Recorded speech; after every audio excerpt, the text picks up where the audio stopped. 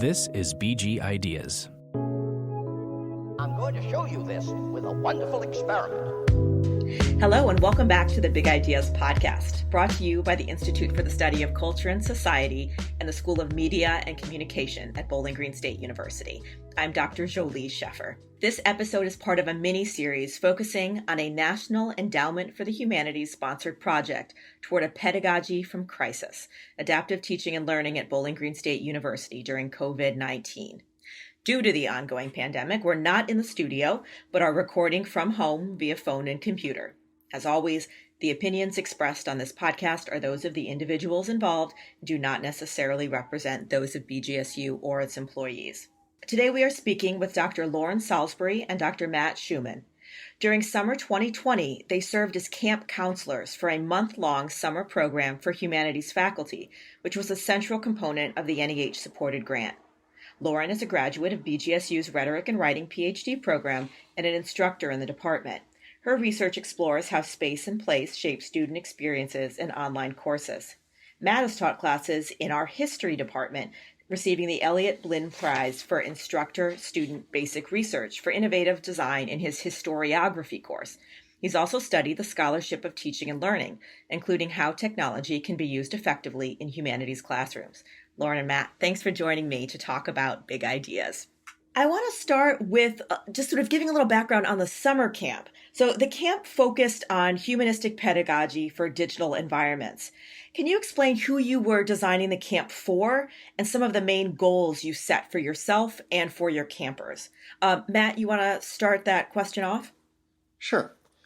I guess I'd like to start by saying we wanted to decenter technology just a little bit because the COVID crisis really forced a bigger conversation about our priorities and identities as instructors. So what we really wanted to do was gather faculty from as broadly as we could across the humanities and have a conversation about, well, what does teaching look like in this strange new world that we're encountering in the midst of this pandemic? And having that question really right at the center of our organization efforts for the summer camp, that really determined a lot about how we organized it and how we arranged our material. And for you, Lauren, a lot of times when we are talking about and thinking about teaching online, we're talking about technology tools, right? And using new tools. You made the choice not to explicitly center the camp around learning new technologies. Can you explain why not and what you felt was more important in this moment? Yeah, absolutely. So, there's nothing to say that technology isn't important. We didn't want to say that at all, but technology comes and goes. It evolves constantly. What was cutting edge last week isn't this week. So although having those tools in our back pocket is really important, it's more important as teachers to start at the end goal. So we wanted to give instructors the opportunity to really have a space to reflect on what their learning goals were for the course, for their students, and the goals they had for themselves as instructors this semester in this really unique situation we've all been put in. Start there and then backtrack and learn about ways to go out and find those tools or find ways to make those goals happen. That was more what we wanted to put at the forefront and the center of what we were doing in the summer camp. That really leads to my next question, which is for you, Lauren, in that the camp really did emphasize reflexivity in course design as a tool for building community. This is something that has been interesting you for a long time.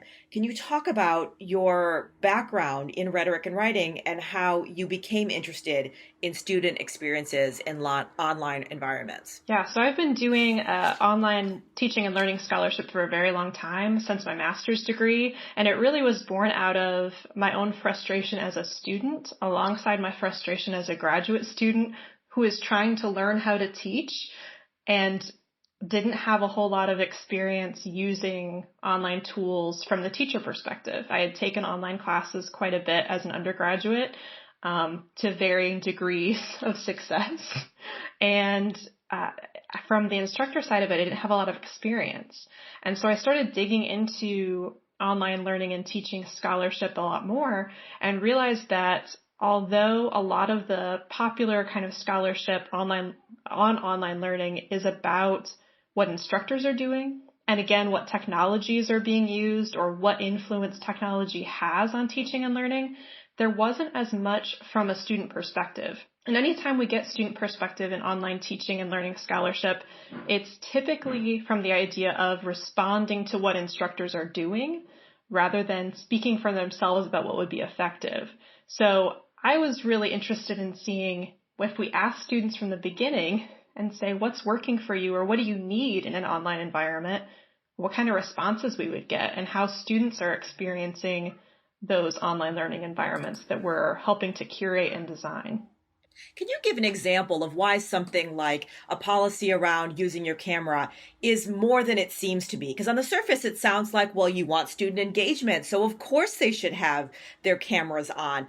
Why is there more to the question than that? Absolutely. And I 100% understand the desire. I'm teaching online synchronously this semester for the first time in a very long time, and technologies have changed a lot. So having the ability to see students' faces in a video format like a Zoom is great. And at the forefront seems like a good idea. You get to see everybody's faces, see that they're engaged and participating. They get to see you and you don't feel like you're kind of talking to yourself at your home office, you know. But it can actually provide a lot of barriers for a wide variety of students. So when you force your students to have their cameras and microphones on, although your goal might be to kind of see if they're engaged, respond to them, what can actually happen is you're inserting yourself into their private space.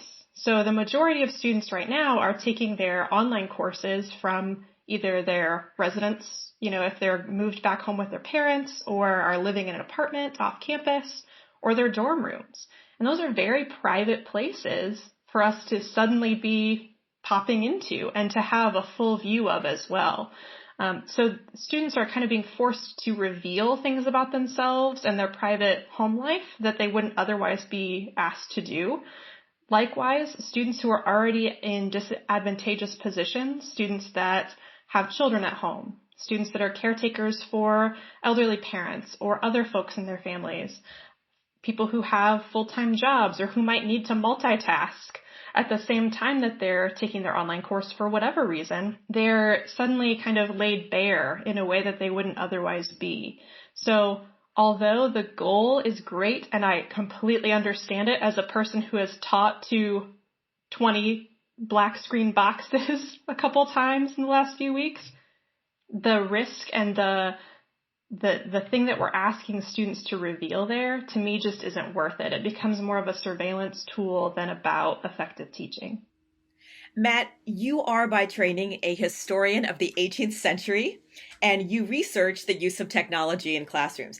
I'm pretty sure they didn't have digital technologies back then, unless you're referring to finger puppets. So what inspired you to bring technology into your history classroom?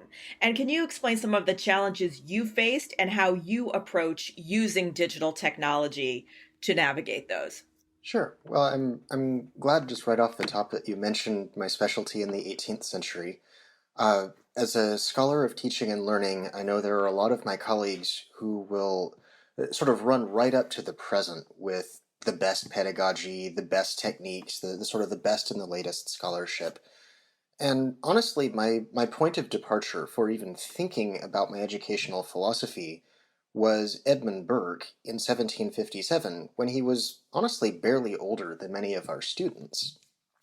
And he made a quip in the introduction to something that he was writing that, well, it's really great if you can teach me what you know. But I like it so much more if you can teach me how you know what you know. And as a practicing historian, as much as I love digging around archives and microfilms and things like that, if I'm honest about my craft, much of it is online. So it was really natural for me, if I wanted my students not just to know what I know, but do what I do, to send them online. And I had been doing this long before there was any talk of forcing online courses or having a pandemic or anything like that. It was much more about well, what can I access digitally as a historical researcher, and how much of this can I put in the hands of my students? And the more that I found that I could, and especially in recent years as more archives have gone online, libraries have gotten much better at putting their materials online, as just learning management systems like Canvas have become significantly, first of all, more standard, but second, more user-friendly, it's been that much easier to design courses with students in mind and be able to say to them, well, you're online anyway. You're using a number of tools that are familiar to you, like Google. Can we put even more powerful, even more academically relevant material in your hands that helps you to replicate the process that I have, or that any of my colleagues have as well, as scholars doing their scholarly thing? And one of the priorities that I have as an instructor doing this is exactly as Lauren shared, really trying to be student-centered, really trying to ask students, well, okay, you're paying for this learning experience, you're enrolled in my class, what do you want out of it? And a second point of departure for me beyond the young Edmund Burke was the first student that I brought to a conference with me for a discussion on technology in the classroom. And that particular discussion centered on students insisting on bringing laptops and phones into the classroom, thinking that these were good educational tools, and maybe finding out they weren't so good. So I asked this student, as he was a co-presenter of mine, well, why do you want to have your computer in the classroom? What is your priority? Why are you doing this? And he said to me, what I really want out of my educational experience is I want you to teach me how to use my computer the way that you use your computer. This was a sophomore. So for him to say that, echoing a 22-year-old Edmund Burke, only 260 odd years later, that just reaffirmed my approach to my courses. It became very much about designing that pedagogical, that learning experience for students, so that they really could master the skills of their computers much more than any particular body of knowledge. Yeah, that's so interesting, because what you're really showing is that so often what we talk about is, from the faculty side, is there's your research and there's your teaching, and there the twain shall meet, right? And what you're showing is that actually it's not just that faculty members want their teaching to reflect their research interests, but actually students want to understand the processes by which faculty members learn and translate that knowledge into products, right? Like an article or whatever it may be. And that laying bare those processes is actually a really effective pedagogical strategy. It is. And this is something that I've experienced now in, honestly, 3 different modes of teaching the historiography class for Bowling Green's history department. I have told students that if they really want to join my project researching the Treaty of Aix-la-Chapelle, they can, and I can almost guarantee that they will sleep very well. On the other hand, they can replicate what I do with the Treaty of Aix-la-Chapelle for topics that honestly are much more interesting to them. And I've been very pleasantly surprised by not only the variety of topics they've chosen, but also the follow-through and ultimately the quality of the products that they're coming up with. One of the major areas of interest of the summer camp was on building a learning community online in a time of crisis. How have your past experiences with digital teaching methods prepared you for the current situation? And conversely, how has this crisis maybe challenged or shifted some of your thinking about creation of community online? So, Lauren, will you start us off with that question? Sure. I think that, first of all, one of the most wonderful things about the summer camp was that there was this sense of community, and it was very palpable that there was this sense of community in that space. Instructors automatically kind of gleamed onto one another and bolstered each other up, and were able to form this sense of community in a very short period of time, because we were under a month that we spent together in that space. one of the things that was really wonderful about that community, which I think taught me more about forming community online, was that we all started from a place of vulnerability. And if there's anything we've learned in the last, how many months has it even been now? I don't even know anymore. 6 months, that we're all very vulnerable right now in distinct, unique ways. We're all experiencing the pandemic. We're all experiencing the challenges of this year in unique ways, but we are all experiencing challenges. And sharing that right away, right from the beginning, felt very uncomfortable, I know, at the beginning for a lot of our participants, to kind of lay it out there. Here were my failings. Here were what felt particularly scary about moving online. Here's what I don't feel like is going well. But that was what brought everybody together, because we saw, oh, we're all in that place. We're all having those feelings. We're all having that experience of inadequacy or fear, or just, how are we going to the grocery store safely? Those were conversations we honestly had in that space, and that I continue to have with my students in our spaces as well, starting from places of vulnerability that understand we're all facing challenges right now, and they're going to continue happening. That's not unique to the pandemic. Even whenever this is over and we can move back to our quote unquote normal lives, those challenges will still be there. And so laying them out there right from the beginning and saying, this is where I'm at, this is what I'm experiencing, and here's how it might affect what I'm bringing to this course or this summer camp, is really important. One of the things that I've done in my courses is have both a public and then a private one-on-one space where students can share those kinds of things. So at the beginning of the semester, we do a kind of typical get to know each other discussion where they share just where they are right now. It's a unique space.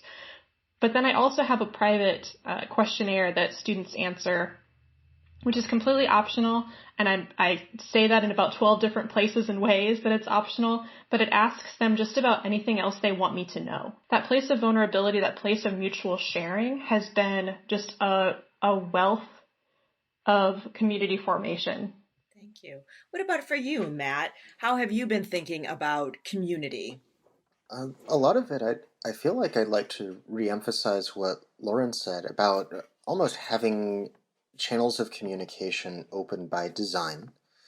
And also really, again, echoing Lauren, having ourselves as instructors really be, if not the center, then perhaps the anchor for the communities that our classes form. And there are a couple of ways that I do that. We're in a Zoom session now, and you can see that I'm broadcasting from my basement, right? So this is the trial that I'm going through from the coronavirus chaos. I haven't formally lost my office at Bowling Green, but it's actually an hour drive away. So my workspace now is half a desk in my basement. That's what I'm restricted to, and I'm sharing that with my students as well, and saying, it's not just you that's been affected by this, it's really been everybody in the university community in one way or another. And it's important for us as a community of learners. I might be a professional learner, you're the students maybe paying to learn, but we're still all learners here. It's important for us to recognize that this is a journey that we're all taking together. And this is something that appears frequently in my course content as well. I joked about my project studying the Treaty of Aix-la-Chapelle, and very often I'll joke with my students and tell them that there's no way that they're going to be interested in my topic. But the way that they respond is that they'll say, you're right. We're not particularly interested in the topic that you're studying. They're not going to care as much about mid-18th century diplomatic history. But what they do care about is that they see me not only demonstrating, but actually going through the same process that I'm teaching them to go through, and they see me get frustrated. And they see me asking myself questions. They see me losing confidence in parts of the process as well. And they see when I do well. And I look, in some respects, like one of them. And I try to open up formats for them to present to each other. And I tell them right at the top, and then they affirm this for each other. If you're going to present in front of your peers, and I've set up opportunities for them to share screens with each other and share the products of their own research with each other, I tell them up front, you will never have a more supportive audience for yourself as a teacher than your own peers. And then they live this out, teaching occasion after teaching occasion after teaching occasion. And as they come to see me as an older peer, in a manner of speaking, they give the same benefit of the doubt to me as well. We're going to take a quick break. Thanks for listening to the Big Ideas podcast. Answer. Discussion. If you are passionate about big ideas, consider sponsoring this program. To have your name or organization mentioned here, please contact us at ics@bgsu.edu. Hello and welcome back to the Big Ideas podcast. Today I'm talking to Dr. Lauren Salisbury and Dr. Matt Schumann about their work as camp counselors for the NEH-sponsored project toward a pedagogy from crisis. The camp brought together instructors from across multiple disciplines in the humanities. So how would you say that the interdisciplinarity of this learning community enhanced the camp conversations about creating equitable and inclusive learning environments? Matt, for you, what was the benefit of the interdisciplinary nature of this project? This is, again, a really great question. I find interdisciplinary conversations in general, and especially in this context, to be hugely beneficial. It is really easy, especially as scholars, to get siloed into our particular disciplines, and also to get siloed into our own personal experiences of whatever is happening around us, coronavirus or otherwise. And to have scholars and teaching colleagues from all over the humanities echoing our struggles, echoing our frustrations, echoing our experiences, and in some cases, echoing our growth and our triumphs, was really affirming. It was very, very good to hear a number of voices processing the same event or the same sort of struggles in a variety of ways. So, somewhat as I had shared earlier before, not really insisting on a particular methodology for my students, but exposing them to a lot. The interdisciplinarity of our own conversations in the summer camp was really refreshing because it allowed me and I as far as I could read from our participants, it allowed others as well to process their experience from a number of different perspectives. What about for you, Lauren?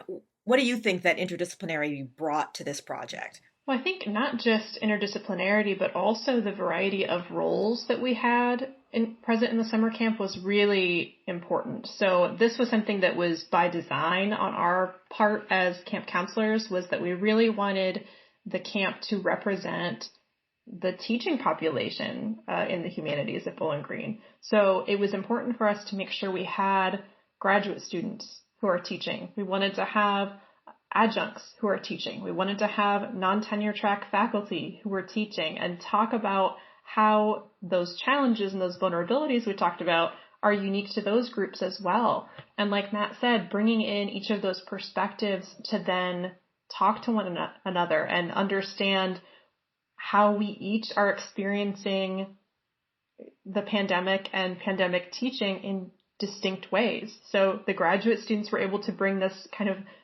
dual perspective of student and instructor and talk about what it looked like from the student perspective to have all of their courses suddenly online. What do seminar courses look like when they're poof in a Zoom room instead? What was that like? What was it like to try to do that and then balance teaching at the same time alongside all of the housing, personal caretaking challenges that went along with it? And non-tenure track faculty, likewise, who are perhaps full-time or who have been at Bowling Green for longer than those graduate students, were able to speak to the way that institutional shifts happened or how it was unique for them to suddenly be online and they've never taught or taken a class online because they got their undergrad degree decades ago.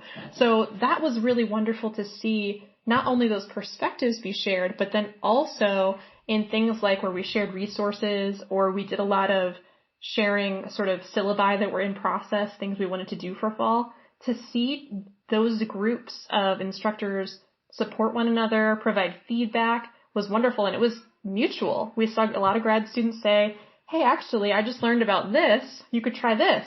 Or the non-tenure track faculty went, oh, a few years ago, I taught a course that we did this. And it was a mutually beneficial experience, I think, for all of those groups because of their different positionalities.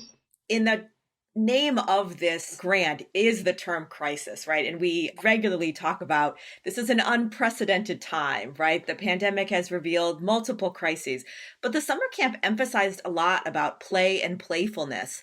Can you talk about why you felt like that was an important aspect of this summer camp? So Lauren, you want to go first? Sure. So I have a unique perspective on this, I think, because I currently have a almost 2-year-old at home and another one on the way.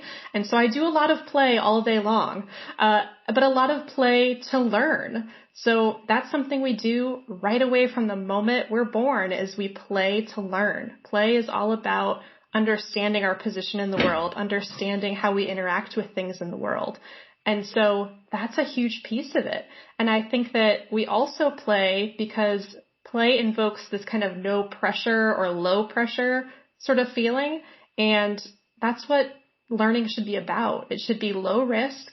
It should be okay to fail because that's, again, where our learning happens. So I think one of the beautiful things about having play be emphasized is not just about, oh, we're going to have fun here. It's about let's mess around and see what works.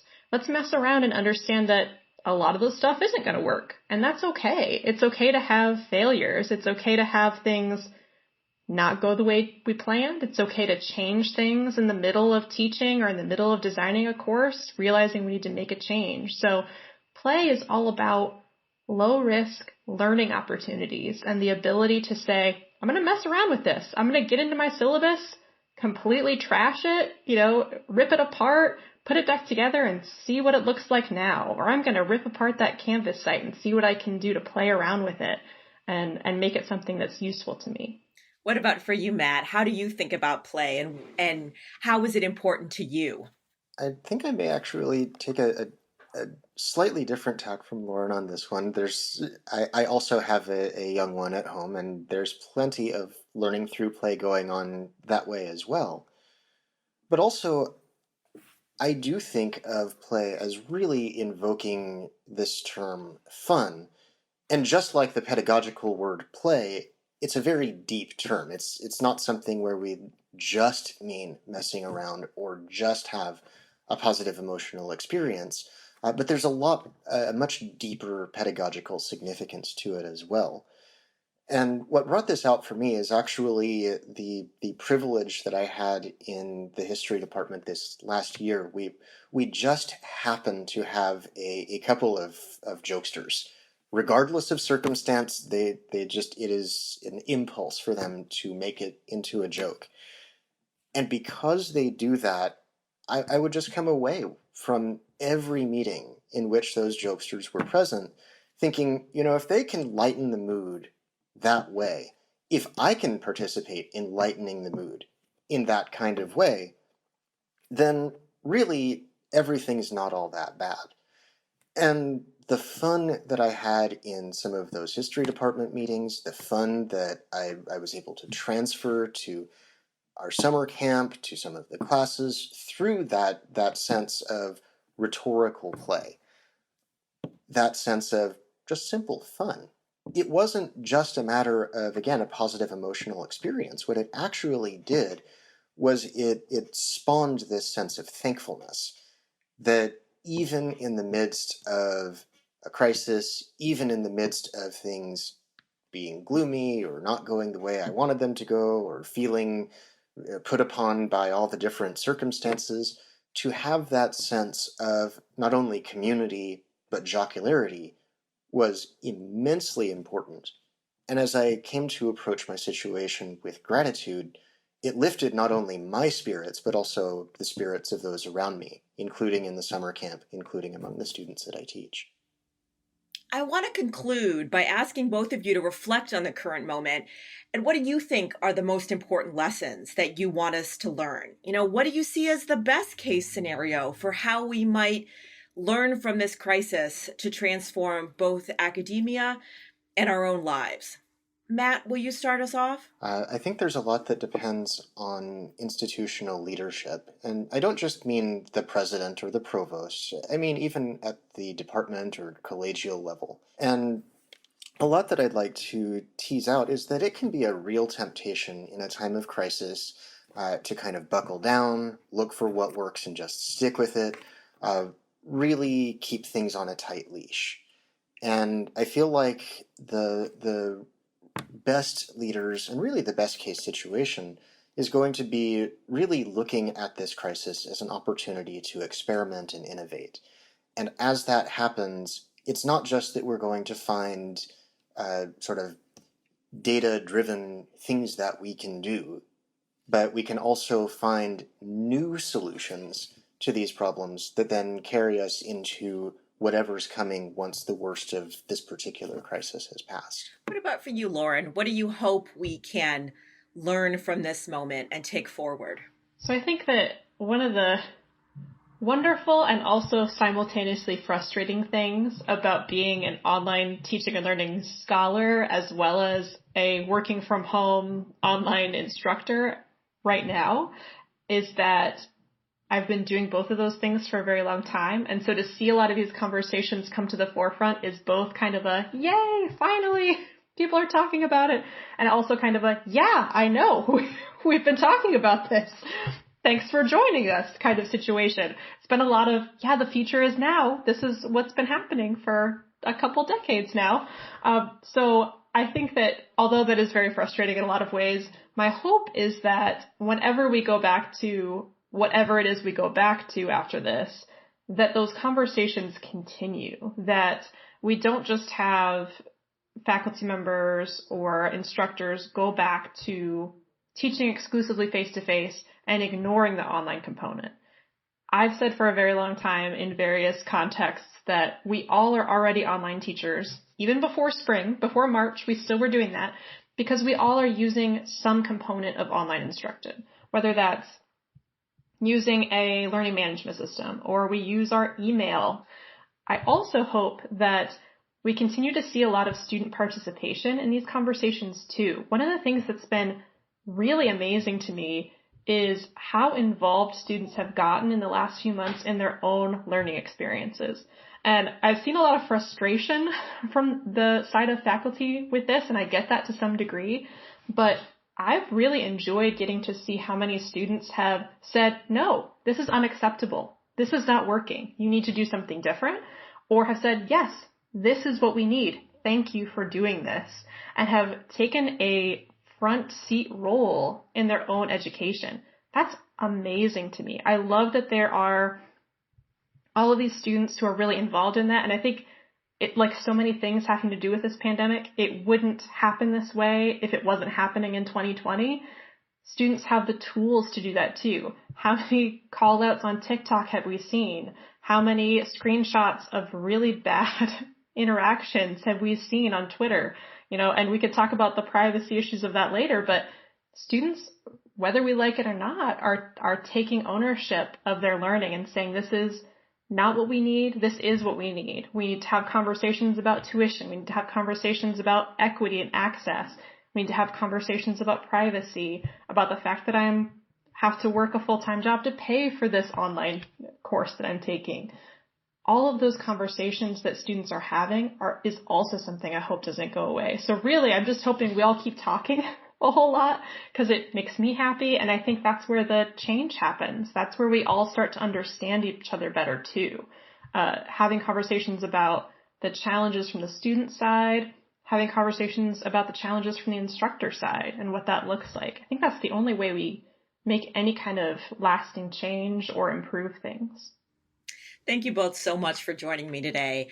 Listeners can keep up with Toward a Pedagogy from Crisis and other ICS happenings by following us on Twitter at ICSBGSU, Instagram, as well as our Facebook page. You can listen to Big Ideas wherever you find your favorite podcasts. Please subscribe and rate us on your preferred platform.